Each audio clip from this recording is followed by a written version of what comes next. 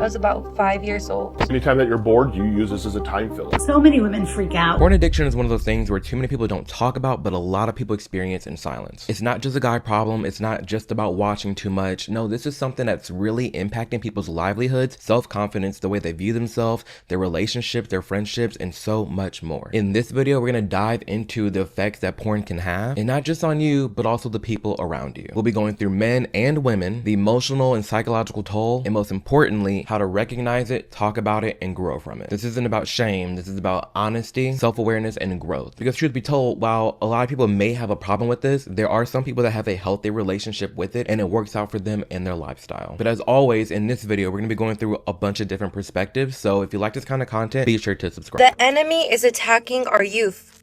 When I was a little girl, I got exposed to at a very young age. I was about 5 years old. And what that did is it sparked a curiosity in my mind.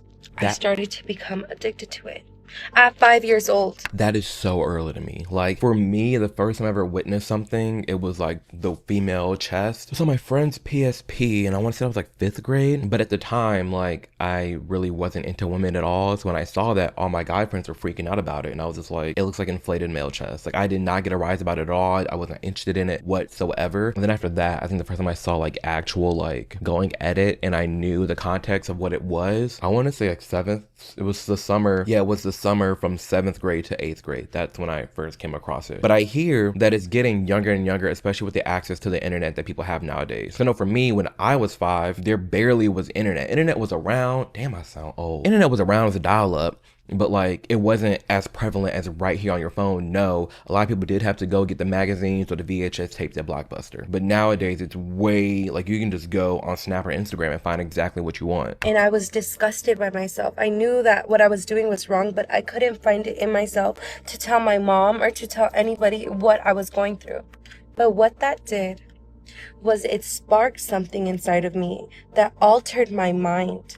It made me have a completely different view of what love and is. I'm barely now realizing that a lot of kids were exposed to these things and are being exposed to these things, or being exposed to child on child SA. We need to protect our children and our youth at all costs. Completely agree. And it is something that a lot of people don't talk about on two fronts. One, just in general, like a lot of people don't talk about the addictions that they have. They feel the shame or embarrassment by being so involved in this type of media. But then two, the stigma that girls don't go through this as well. They definitely do. I talk about this issue on my Instagram a few times, and a lot of girls have reached out to me saying, hey, it's not just the guys that are going through this too, it's also women. And especially now that I'm in my later 20s, I've definitely been looking back at childhood and how being exposed to different things at different times has really affected me as an adult, and how it's kind of transformed into different things that I'm interested in on all across. Like your whole personality really is shaped when you're a child. And I think more people should look into getting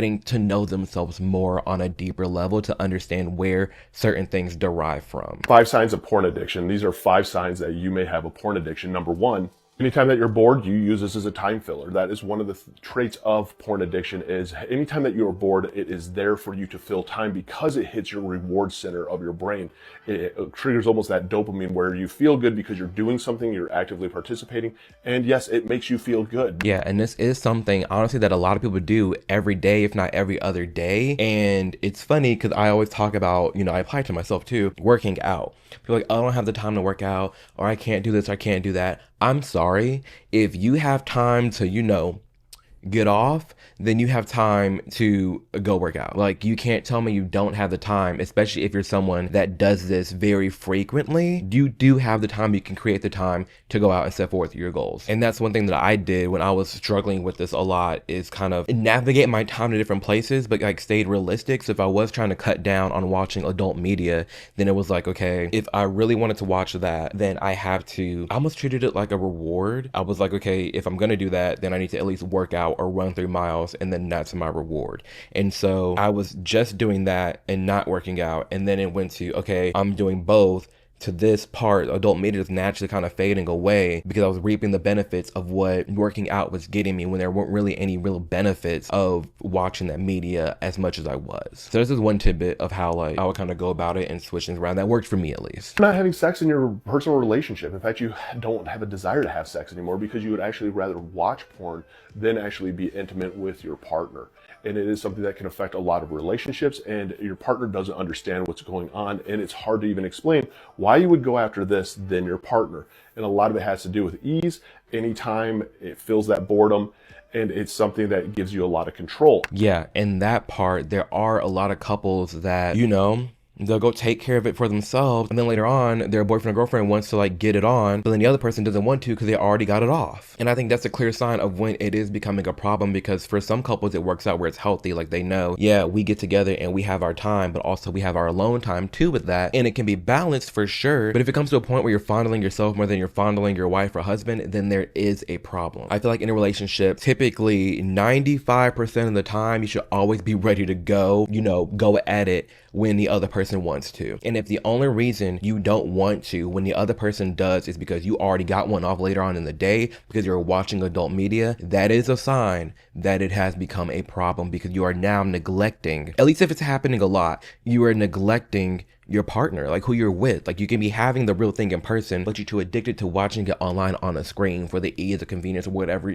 it does for you. And that's when you should be open with your spouse and be like, hey, you know, honestly, it's not you. I don't want to do this because I'm struggling with this. And just be honest and have that conversation with the person you're with. 3, spending money on cam girls. You know what Chatterbait is, you know what all these sites are, and you are spending money on it.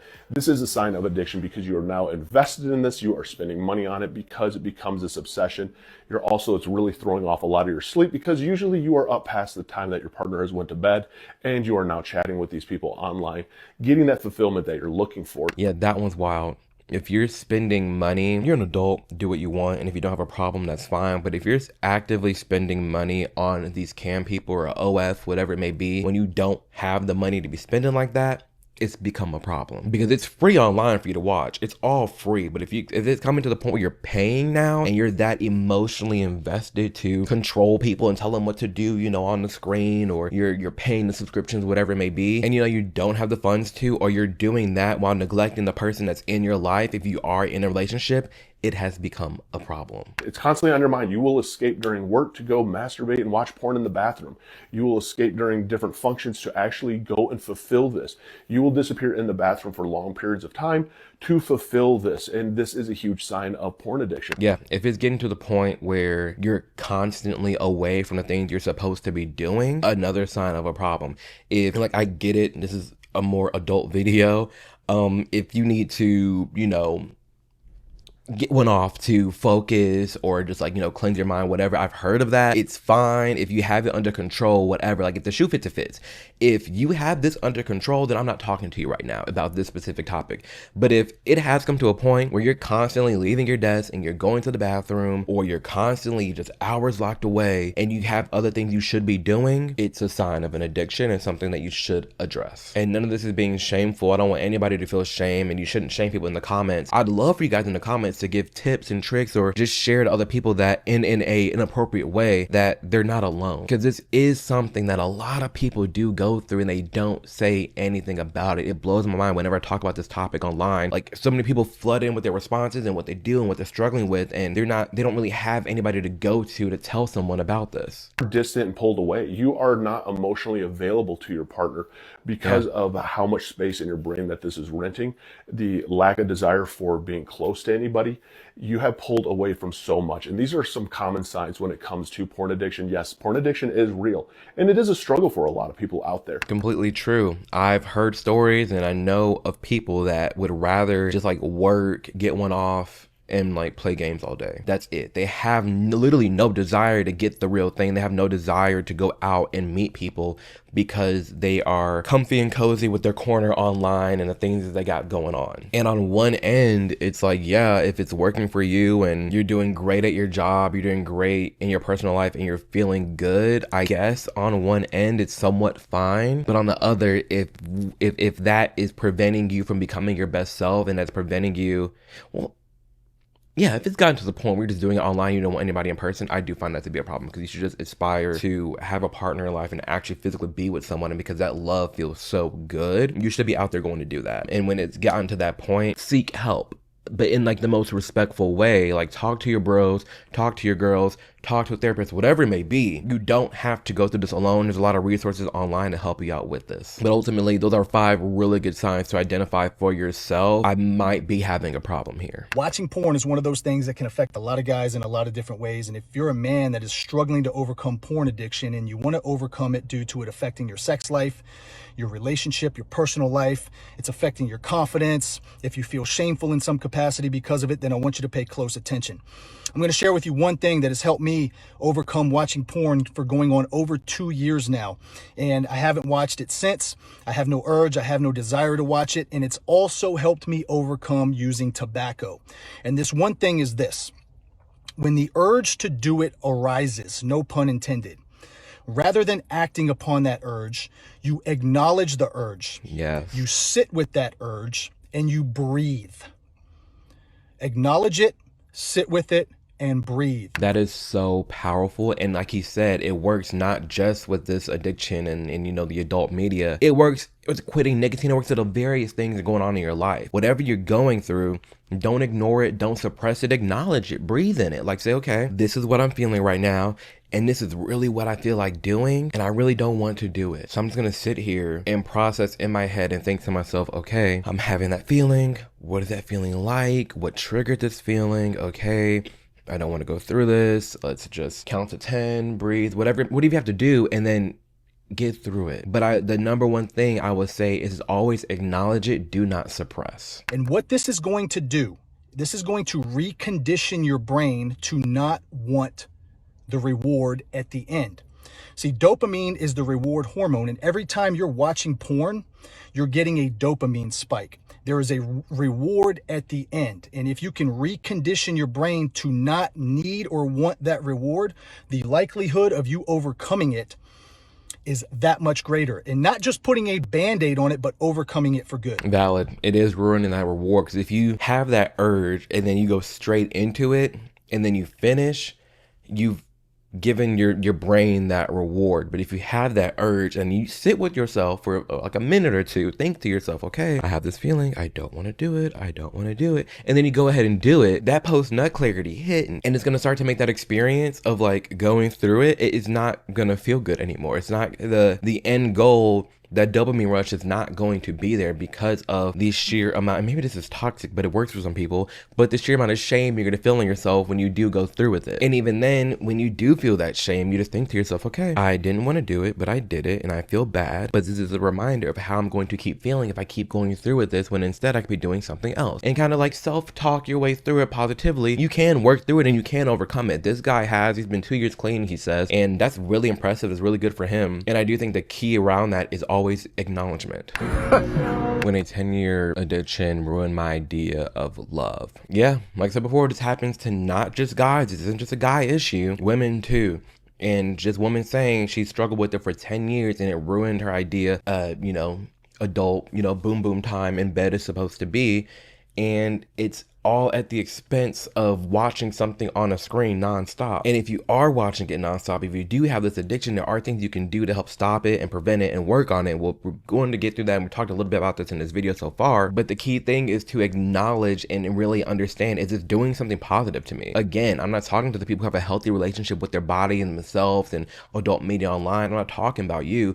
I'm talking about the people that it has become toxic. It has ruined relationships. It's ruined the spark. It's ruined the random times. It's ruined yourself and how you're perceiving your spouse and what you're able to do in bed. And if it devolved into like erectile dysfunction and all these different things, it can get to that point. So if you don't have a healthy relationship with it and you want to change it, I think the first step is to acknowledge it and understand and look at people who are telling themselves, hey, I wish I hadn't fallen down this route. Porn addiction is a symptom of something else.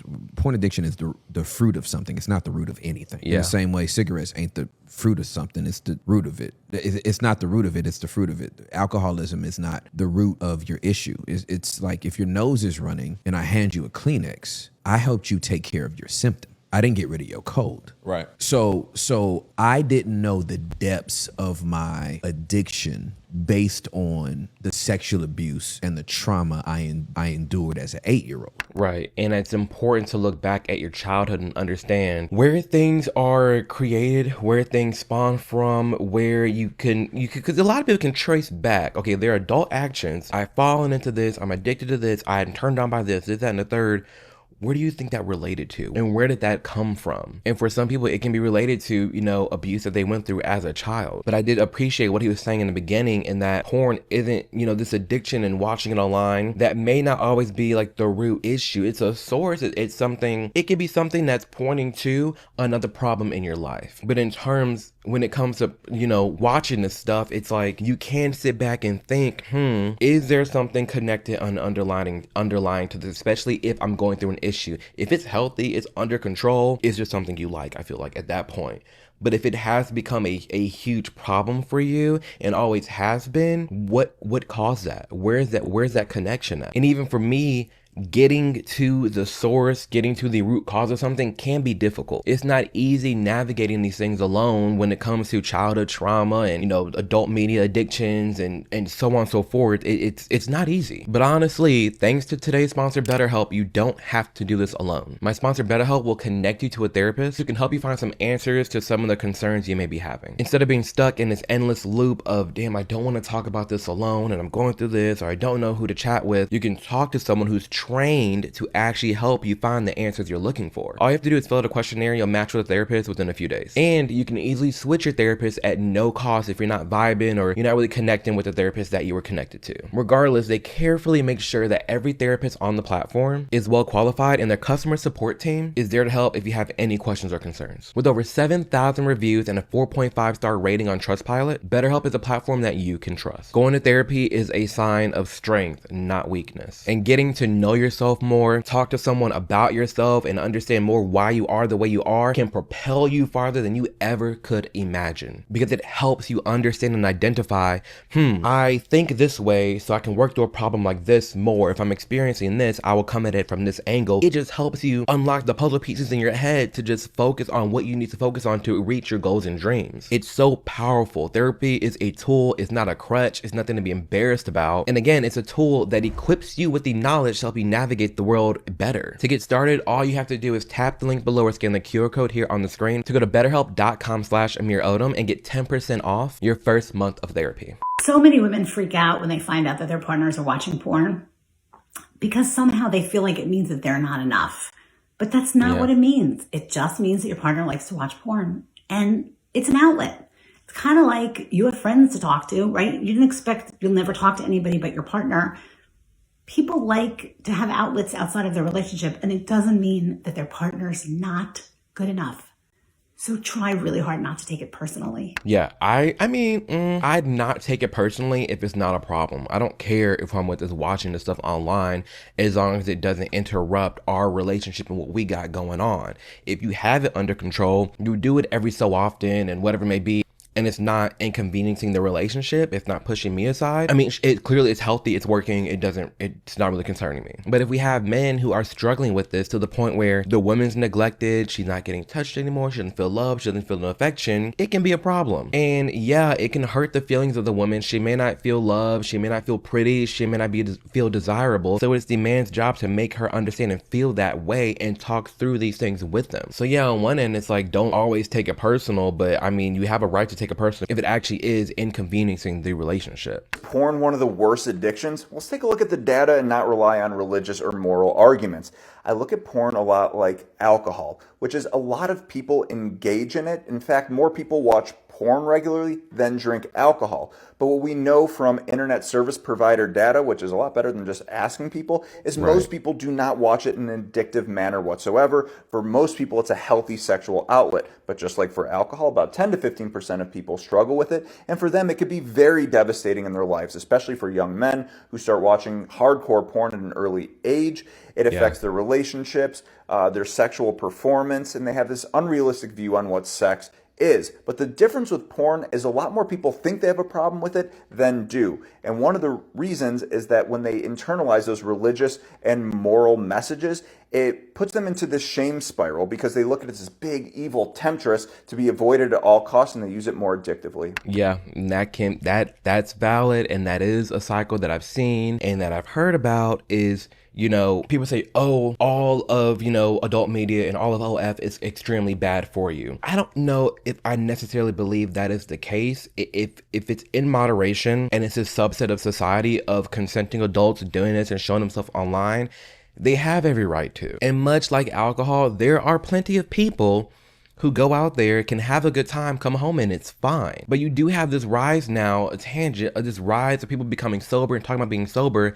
And some of them remind me of like the vegans. They're like, well, I'm vegan, this and that. Well, I'm sober, this and that. If you had a problem and you sober, kudos, good to you. I'm glad you're doing well. But there are people out there who do not have a problem with alcohol and they live a healthy life. I understand alcohol is a poison and it harms your body, but shit, if they have it under control, you only live once. I mean, what's the problem here? So same with adult media, there are people out there who do think they have a problem and they actually don't. Like, especially if you're only watching like once a week, once every other week, like doesn't seem like a problem. If your life is going fine and you delve in that every so often, a big whoop. And it can be seen, people can have a healthy relationship with it and it can be a tool. Cause I mean, getting a little personal here, I know for me growing up, especially growing up gay, you know, when I was in high school and going through all these emotions and this and the third, while for a lot of the time I was in a relationship, I never like hooked up, never did. And I credit that to adult media because I was like, okay, I'd rather get this urge out myself than go get with a stranger. Like, no shade, that's you,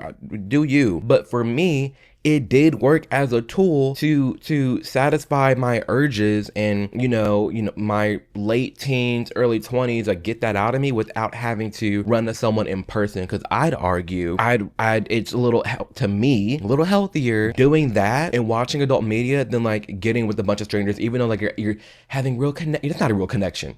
If you're out here just hooking up with random people left, right, and the third, that's not a real connection. So no. I'd much rather do it myself than get with a bunch of strangers. Because in my life, the amount of people that I've done, the full big boogie can fit on less than this hand. And a lot of people, especially a lot of gay people, can't say that. And I honestly credit that to adult media keeping me sane. And like, you know, I don't need to go out there and use Grindr. Like, that's nasty to me. I don't need to meet all these strangers in person. I don't need to do this and that. No. So for some people, it can be seen as healthy. And for some people, it can be used as a tool. And for some people, like alcohol, it can be a really big problem. And while yes, it is a problem for a decent amount of people, again, I'm not just going to completely write off adult media and OF and say it's 110% bad, because as long as it's consenting adults and also consenting adults who don't have a problem with it and to have a healthy relationship with it, who's to blame them? You know, you live your life. You guys are all doing it wrong. You turn lust into this huge thing when really it's small and it's very easy to beat. Your gym strength will go up, your skin will become clear, your testosterone starts to go up, your free testosterone starts to go up, everything in life becomes clear and the brain fog is just gone. You know what? I'm not even gonna lie to you. I have a friend and I believe him because I see the external difference. He said, Amir, I'm stopping and I'm not doing it anymore. And because he was struggling with it and he stopped. A year later, oh my gosh, this person's like unrecognizable.